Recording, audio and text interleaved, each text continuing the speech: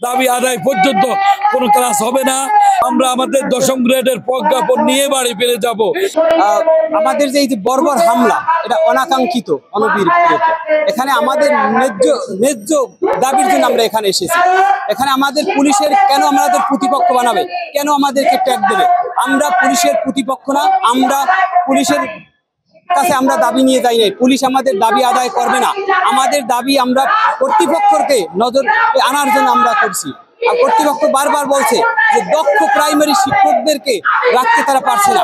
এখন আপনি চাবেন যে পদ্মা সেতু তৈরি করতে চাবেন, পদ্মা সেতুর পিলার বানাতে চাবেন, আর আপনি আমার সেই গ্রামের সলিমউদ্দিন করিমউদ্দিনের ধৈর্য না মনে করেন কন্ট্রাক্টর বানাবেন, তার ই করবেন, সেটা তো আর কলম সমর্পণ একটি কর্মসূচি ছিল শাহবাগে।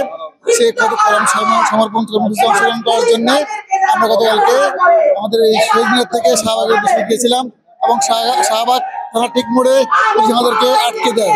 পরবর্তীতে আমরা সেখানে আমাদের কর্মসূচি ঘোষণা করি এবং সেখানে আমাদের নেতৃবৃন্দ বক্তব্য দেয়। বক্তব্য দিয়ে আমরা ফিরে আসার ঠিক আগ মুহূর্তে হঠাৎ করে অতর্কিতভাবে পুলিশ আমাদের উপর হামলা চালায়। অনেকেই বলে যে প্রাথমিক শিক্ষায় কোনো ধরনের লেখাপড়া হয় না, কিন্তু সবাই সবসময় কিন্ডার গার্ডেনের সাথে এই প্রাথমিক শিক্ষার তুলনাটা করে থাকে সাধারণত। কিন্তু আমার দেখা মতে আমি একজন প্রাইমারির শিক্ষা হিসেবে দীর্ঘদিন এই পেশায় নিয়োজিত আছি, কিন্তু এখানে যে প্রতিবন্ধকতাগুলো সৃষ্টি হয়, সেই প্রতিবন্ধকতাগুলো কেউ একবারের জন্য উপস্থাপন করে না। দাবি এক হলো আমাদের দশম গ্রেড প্রদান, দ্বিতীয় হলো দশম এবং 16তম বছর আমাদের উচ্চতর গ্রেড জটিলতা নিরসন করে আমাদের উচ্চতর গ্রেড প্রদান, তৃতীয় হলো আমাদের প্রাথমিক ডিপার্টমেন্ট সহকারী শিক্ষকদের শতভাগ পদোন্নতি দিতে হবে। আমাদের শান্তিপূর্ণ সুশৃঙ্খল আন্দোলন কর্মসূচি আমরা এখানে কর্মবিরত করি। এখান থেকে আমরা 3:30টায় শাহবাগ মোড়ে গিয়ে আমরা কলম বিসর্জন, কলম আত্মহতি অনুষ্ঠানে আমরা সুশৃঙ্খলভাবে অবস্থান কর্মসূচি এখানে আমরা করছিলাম। হঠাৎ পুলিশ অতর্কিতভাবে আমাদের উপর আক্রমণ করে, হামলা করে। আমাদের প্রায় 200 শিক্ষক আহত হয়ে বিভিন্ন হাসপাতালে, যেমন Dhaka medical, Suhrawardy medical, PG hospital সহ বিভিন্ন হসপিটালে ভর্তিরত আছে এবং আমাদের 5 জন শিক্ষককে আটক করা হয়েছে।